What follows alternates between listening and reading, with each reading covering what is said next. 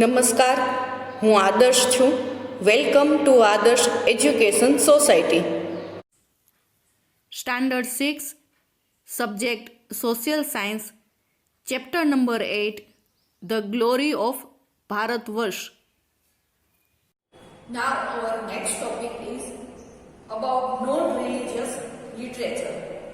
So in before video, we learn about literature in India. So we learned that there are three types. It is Indian literature is divided into three sections. First one is religious, second is non-religious, and third one is description by foreign travelers. So first we learn about religious. Now second, today we learn about non-religious literature. Literary texts whose content is other than religious are called non-religious literature. So here they are explaining, giving definition about non-religious literature. So what is non-religious literature? Literary texts whose content is other than religious. So whose content is are also same than other religious. So this one is known as a non-religious literature. So literary work texts are whose content is other than religious. So this one is other than religious. Regarding that one is known as non-religious literature. They mostly including what is including in non-religious literature. So they are mostly including in the poem, drama, Accolade means prasastiyo, means actually the word accolade means giving respect, honor. So something prize that you receive that shows to people, to show other people. That one in high opinion, and that one is something that you done. Which work you done and to show other people to take their opinion. So that one is known as accolade. So the mostly includes inside non-religious literature, that one is including poem, drama, accolade, grammar text and smritis. So these things are including in non-literature texts. So there are many drama, poets, accolades and grammar texts grammar texts and smritis are also including. Smritis are Hindus' law texts. They including Manusmriti, Yajnavalkya Smriti and Narasmriti. Kautilya's Arthashastra is also law text. So different type of law texts are included in non-religious literature. Which are they? So Smriti are Hindu law texts. So these Smritis are also regarding to Hindu law texts, and there are including which are Smriti are there. Manusmriti, second is Yajnavalkya Smriti. So that one is Yajnavalkya Smriti and Narad Smriti. These three are Smritis, and fourth one is Kautilya.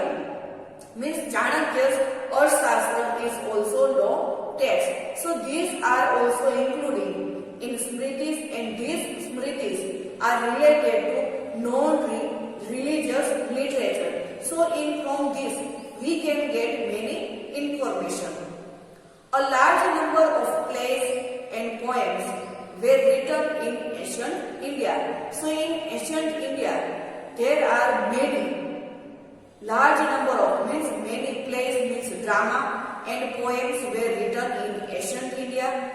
These include great poets like Mahakavi, Bhas, Kalidas, Sudrab, Bharati, etc. Among such important epics, Abhigamyam, Sakuntalam, Raghuvansham, Meghadutam and Kritararjunam and Swapna Sarvadvatam and Mricha Katikam. These are including.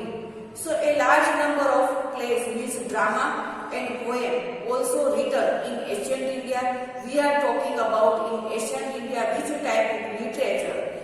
There are something religious and non-religious. So some plays and poems were also written in ancient India, and this including, like also there are also great poets like Kalidas, Mahakavi Bhas, Sudrab and Bharvi. These are the most important great poet also in ancient India. So from all these we can get most and important epics.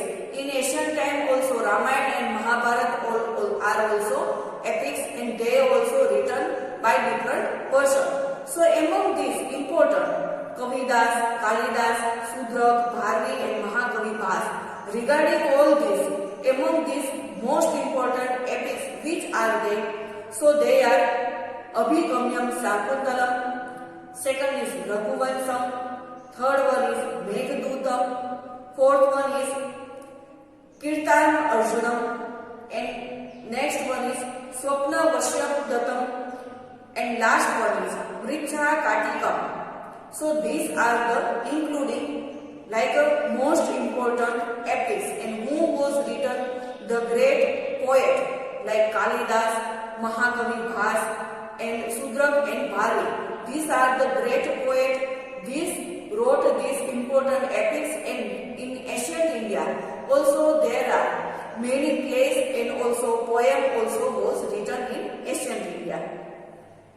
In South India, now we talk about South India. In South India, a special literature called Sangam literature was composed. So in same time, ancient time, South India there is a special literature. That one also known as a Sangam literature was composed. It was composed in first 3 century. About 1600 folk poet composed heroic poems in 3 Sangam, means meeting in Madurai. In this literature, Silpadikam and Manimekalai are very important. So if we talk about South India, so in South India, the literature that one is known as a Sangam. Sangam means meeting. They are meet each other. So this Sangam literature was composed in ancient time, and it was composed in first 3 century. So starting in ancient time, 3 century, there are also Sangam literature in ancient time was composed, and these about 1600 folks. Folks means particular types of people. So means they are composed. These persons are also particular, not like you and me. So these are also 1600 folk poets composed heroic poem. So including heroic, something is different inside, and this poem in 3 Sangams in Madurai. So these 3 Sangams meet in Madurai and they composed like Sangam. It was known as a Sangam literature, and in Sangam literature there are 1600 poets also composed this heroic poem. In this literature are Silpadikam and Manimekalai. These two are very famous, and these two are very important in ancient time and also especially in South India. Best grammar text in Sanskrit is Panini's Ashtadhyayi, which was composed in the 5th century BC. Ashoka's inscription also inform us about administration during the Mauryan Empire and ethical rulers of Buddhist religion of ancient India. So from ancient India, best grammar text, that one is also known as Panini. In now also we can get grammar book. Same thing, Panini's grammar book, and that one is composed in the 5th century. So that one is Ashtadhyayi. That one known as Ashtadhyayi, but grammar textbook is Panini's grammar is the best. And in the 5th century BC, so that one is composed, and we can get everything from Ashoka's inscription. Also give us information about the administration of Mauryan Empire and ethical rulers, which are the rulers of Buddhist religion of ancient India. India. So from the Ashoka's inscription also we get many things and many important administration and about empire, Mauryan empire, and we get many important information from the Ashoka's inscription. Citation. Citation means acknowledgement and mention. And poetry and text developed greatly during Gupta age. So in the Gupta age there is also citation means mention and text developed also about Gupta age. Hari Sen was writer of Samudra-Gupta's Prayag Prasasti. So at Gupta age also we can get many information that there are also poetry and text also developed in the Gupta age. So who was the writer of Samudragupta? Hari Sen. Hari Sen was the writer of Samudragupta. What he wrote? Prayag Prasasti. So Samudragupta wrote Prayag Prasasti, but that one was written by Hari Sen. Veer Sen Saba was the writer of Prasasti of Chandragupta II, and Veer Sen Saba was also write about the Prasasti of Chandragupta II of Udayagiri. Bana has praised Harsh in Harshcharita. So Bana also wrote about Harshcharita, about Harshvardhan. So these are also regarding about Gupta age. This one citation of poetry and text developed in Gupta age. Hari Sen write about the Samudragupta's Prayag Prasasti. Veer Sen was the writer of Prasasti of Chandragupta II.